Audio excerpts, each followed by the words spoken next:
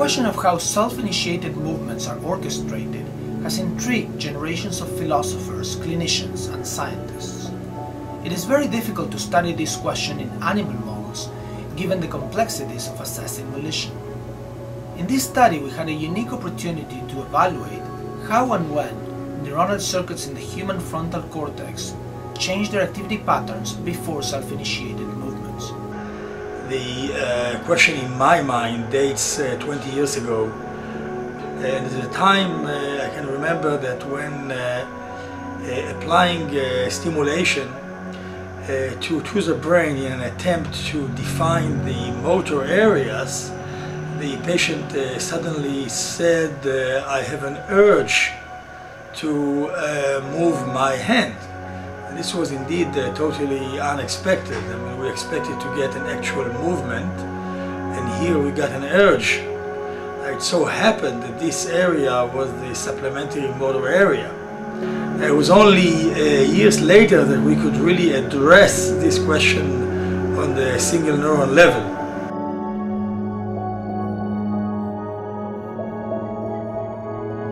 This study essentially dates back to the pioneering work of Benjamin Libet. Libet's ingenuity was really posing the question, what is the temporal chain of events with respect to the rising of volition? And he was attempting essentially to ask his subject to tell him the exact time where this volition to move really arises. So it was really his ability to assign a clock to that process, which was indeed this decisive change and the decisive insight. So in the present study, 12 patients with intractable epilepsy who were implanted with intracranial depth electrode participated. They were each faced with a clock. The clock made very fast revolution. Each revolution was 2.56 seconds. The subjects were instructed to press a key whenever they felt an urge to do so, and at the same time look at the clock and report the time where they first felt the urge to move.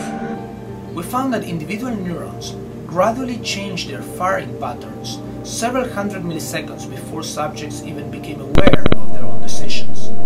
In some striking examples, pre-volitional activity occurred several thousand milliseconds in advance.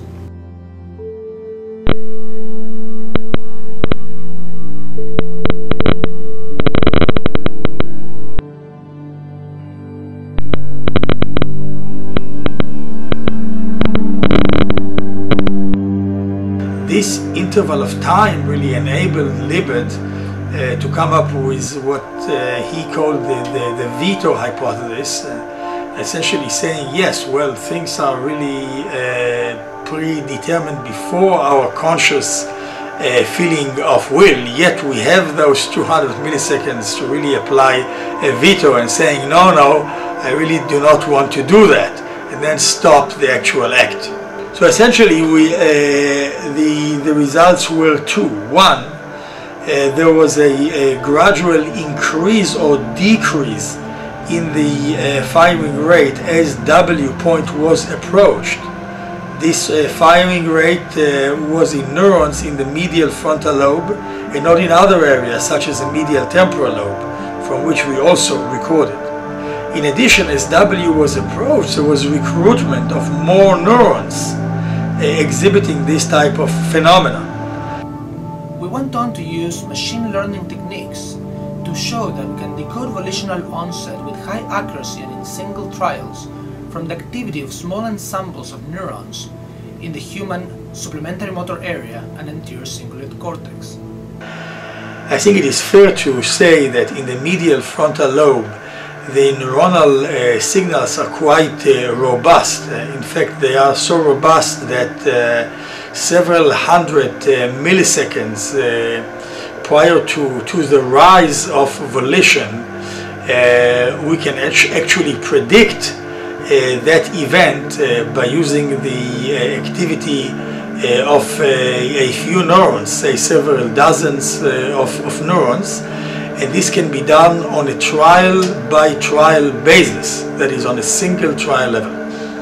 We're very excited about these results because we can begin to think about the fundamental problem of volitional control in a rigorous and systematic manner. I think it is fair to say that Libet's original experiment was a subject of considerable controversy over the several decades since the original experiment. Of course, it has raised in the mind of some people in a very acute way the mind-body problem in a rather dramatic fashion. Some people had considerable difficulty with the paradigm, and especially with possible implication to the question of free will. I'm sure this still stands in the history of neuroscience as a very unique experiment and a very unique challenge. I mean, if we are really cognizant of our will to move, and our brain starts acting before that, then who is really in control? Really, where does the actual volitional signal start? But even more exciting is the possibility to predict action before the will to perform action actually arises. That I think opens an interesting array of possibilities in the future.